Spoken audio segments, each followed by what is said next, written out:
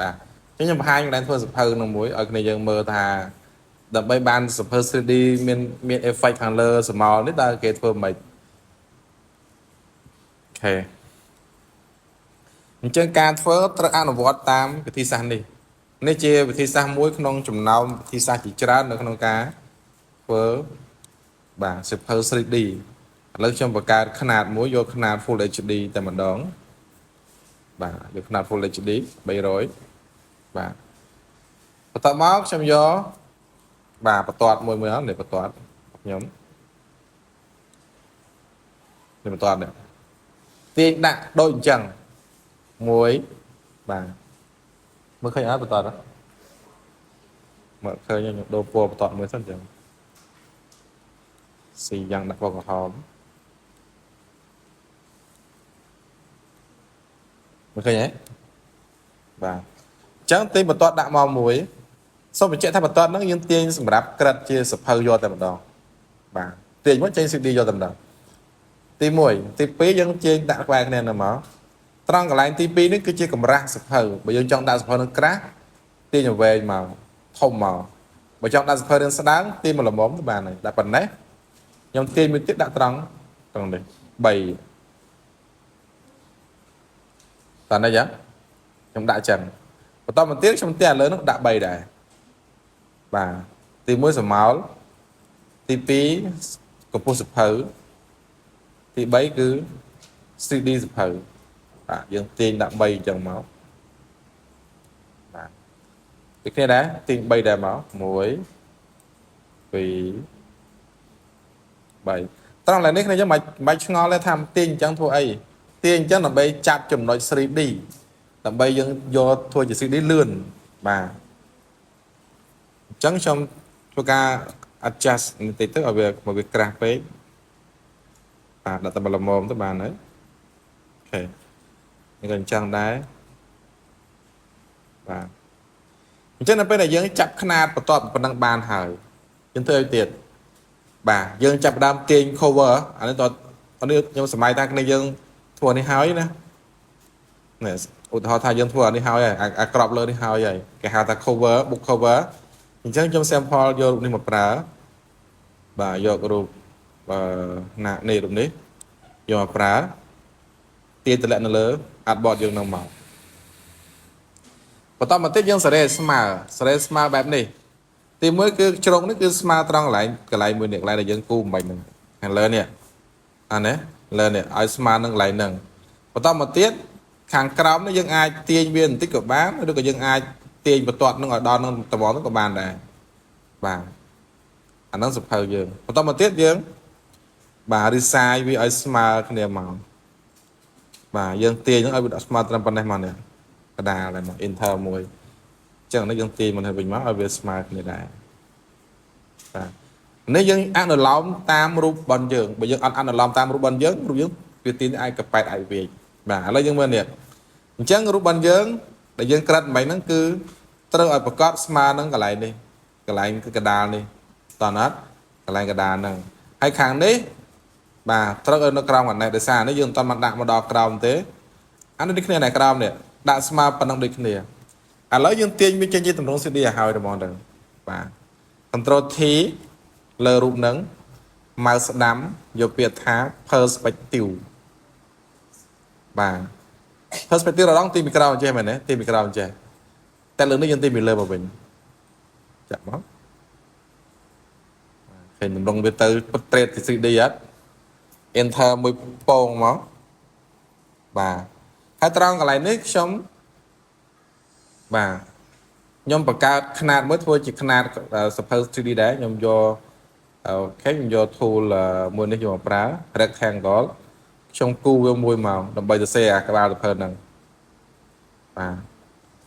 ខ្ញុំយកពណ៌ជា gradient tool យកជា gradient ពណ៌ gradient ពណ៌បដិញអញ្ចឹងខ្ញុំដាក់ពណ៌ gradient ចូលមួយទៅហើយអាចខ្មៅអញ្ចឹងក៏បានដែរហើយ stroke ខ្ញុំបិទ stroke ចោលដោយសារត្រូវការ stroke ទេបាទខ្ញុំយកប៉ុណ្ណេះបាទបន្ទាប់មកខ្ញុំសរសេរអក្សរខ្ញុំដាក់ថាកញ្ចប់ថតសេវាកម្មថតរូបពិសេសកញ្ចប់ថតរូបពិសេសដាក់នោះកញ្ចប់ថត រូបពិសេស2025ចូលមកបាទពិសេសពិសេសអញ្ចឹងខ្ញុំដាក់ពណ៌សដាក់វាឲ្យពណ៌សមកបាទខ្ញុំ control T យើងបវលយើងកុំលេងបវលចេះបវលអញ្ចឹង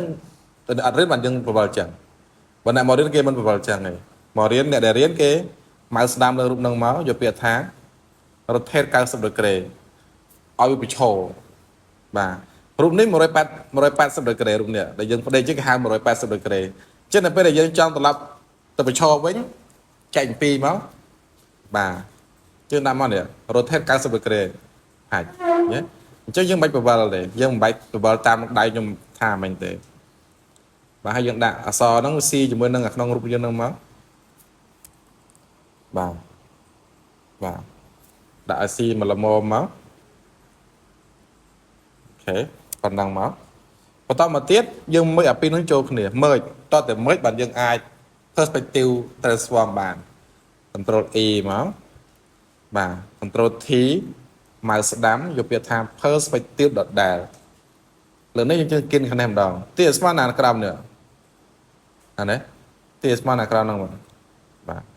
ពឹបមកជាងខាអសយើងវា trade ទៅតាមតម្រង perspective របស់យើងហ៎បើយើងអត់ទាញអញ្ចឹងទេអសនៅត្រង់ធម្មតាអសវាអត់ចូលគ្នាជាមួយនឹង CD បើថាវាអសនៅត្រង់ធម្មតាអញ្ចឹងហើយបើសភ័យវាកោងហើយសភ័យវាទៅ CD ហើយ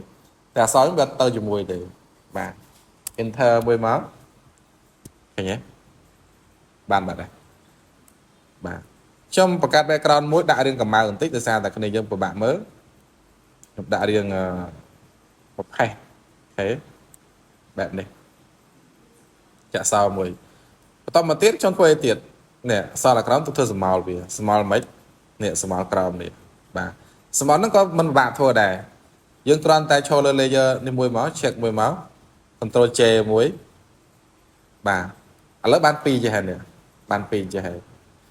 បន្តមកខ្ញុំចូលលើ layer ក្រោម layer ក្រោមគឺនៅ layer នៅណានៅក្រោយបាទនៅក្នុងភាសាកុំព្យូទ័រគឺ layer ណានៅក្រោមគឺ layer នឹងនៅក្រោយគេឥឡូវពីរណានៅលើនេះឥឡូវនេះនៅលើឬក៏អានេះនៅអាក្រោមនៅលើបាទឥឡូវណាបាំងណាឥឡូវខ្ញុំរៀនណែមចុះដាក់លេខ1ដាក់លេខ2បាទឥឡូវលេខ1លេខ2នៅលើនេះលេខ1នៅណានៅលើតែលេខ2នៅណានៅក្រោមបាទចឹងទៅចំណាំណាប៉ុន្តែនៅពេលដែលយើង duplicate មកភ្លាមវាអត់ចេញលេខ1លេខ2ចឹងទេយើងមើលលើកន្លែងលេខនេះបាទ pro design នេះអានឹង layer នៅមុនគេ layer មុនគេ layer នៅក្រោមគេគឺនៅក្រោយគេនៅបាំង layer ក្រោយគេបាទអញ្ចឹងខ្ញុំដាក់កន្លែងដើមវិញអត់ទាញតាណាទេរក្សាទម្រង់ដដែលវិញខ្ញុំចូលលើ layer ក្រោមគេនេះយល់អត់ចូលអាក្រោមគេណាខ្ញុំប្រើ arrow key សញ្ញាព្រួយបាញ់ទៅលើខ្ញុំទាញទៅលើមកខ្ញុំអត់ចង់ប្រើម៉ៅរសារខ្លាចទីទៅវាជ្រុលបាទខ្ញុំប្រើ arrow key មកបាទអញ្ចឹងឥឡូវយើងបាននេះខ្ញុំចាក់ពណ៌វាមួយទៅតែមុនចាក់ពណ៌យើងរ៉ាសរ៉ាយវាសិនព្រោះដល់បាត់នេះវាអត់ឲ្យយើងទេបាទចាក់ពណ៌វាមួយចាក់ពណ៌សចូលមួយទៅហាច់បាទប្រើប្រាស់មួយបើមិនចង់ប្រើប្រាស់ទេប្រើ gradient tool ក៏បានដែរ gradient tool ឡើងនេះ gradient ហាច់មកយកពណ៌ប្រផេះមកបាទពណ៌ខ្មៅពណ៌សហ្នឹងឡើយនេះខ្មៅសមកហើយគូមកខ្វាច់មកតើណាត់គូមកខ្វាច់ចឹងមកវាមកហើយបាទគូមកខ្វាច់ចឹងមកបាទប៉ុណ្ណឹងចាស់ទៅហៅថាយើងយកប៉ុណ្ណឹងចាស់ហើយសកន្លែងនេះយើងអាចប្រើប្រាស់បន្ថែមទៅបើក្នុងករណីយើងចង់ប្រើខ្ញុំដាក់ពណ៌ប្រផេះចូលឲ្យបន្តិចដោយសារវារៀងខ្មៅពេកបាទខ្ញុំចូលដាក់តិចមកបាទខ្ញុំផាត់បើអញ្ចឹងមកណាបដិញអញ្ចឹងមក control D មកបន្តមកទៀតខ្ញុំធ្វើដូចមិញដដែលនេះរូបមិញនេះក្រោយនេះធ្វើដដែលមិញដូចគ្នា control J ចូលលើ layer ក្រោមគេខាងក្រោមនេះហើយប្រើ arrow key រុញទៅលើមកបាទហើយយើងធ្វើការហាត់ដូចគ្នាមិញ select វាមួយមកចាក់ពណ៌សឲ្យវាចូលសិនដំបូងឡើយ và một tấm là những dục pra vô po đến một phép vô phạt lời về máu làm bài chơi tầm đống sự đi lại đi mình phạt về máu và thế chứ là bây giờ dân ban tổng pi nâng hai à cào nó dùng copy về màu copy mấy này dân select về tổng pi dân máu này bên đây các bài để vậy nè ô về cào tổng pi rồi máu này nó các bài này dân máu à ô selectแบบนี้ control J control T mouse ดำ vô biệt thá flip vertical ត្រឡប់វាមកក្រោមវិញត្រឡប់ហាច់មកបាទខ្ញុំប្រើ arrow key ដដែល arrow key មកក្រោម head down arrow key ហ៎ enter មកពងមួយ control H មួយមកអញ្ចឹងសភៅយើងបានបាទចន្ទ្រង់កន្លែងនេះវាមើលអត់សូវឃើញទេអាក្រោមគេនេះវាជ្រុងពេកវាមើលអត់សូវឃើញកន្លែងនេះពេកមើលអត់សូវឃើញហ៎អញ្ចឹងខ្ញុំដាក់ពណ៌ខ្មៅឲ្យទៅវាមួយដើម្បីឲ្យវាមើលឃើញបន្តិចកន្លែងហ្នឹងយកប្រាស់មកយកប្រាស់ហើយខ្ញុំខាត់ពណ៌ទាំងដិតចាស់ឲ្យវាបន្តិចមកព្រោះមិនអញ្ចឹងទេយើងមើលអត់ឃើញទេបាទនឹងគេមើលឃើញណាដូចគ្នាដែរអូខេជិះវាមួយនៅលើនេះអូខេខ្ញុំខាត់វាបន្តិចមកឲ្យឡើងពណ៌ខ្មៅឲ្យវាមានតំណងឲ្យវាមានអា shadow នេះឃើញទេវាឃើញទេមកបាទអញ្ចឹងយើង control T មកបាទយើងអាចដាក់ស្រមោលមកយកប្រាស់ tool សប៊ីខ្ញុំប្រើ shortcut ច្រើនតែយើងធ្លាប់រៀនមួយគ្នាដឹងហើយខ្ញុំអត់ចិត្តប្រើតាមនេះច្រើនទេ shortcut វាលឿនខ្ញុំបាញ់វាចោលមួយផាច់ទៅ control T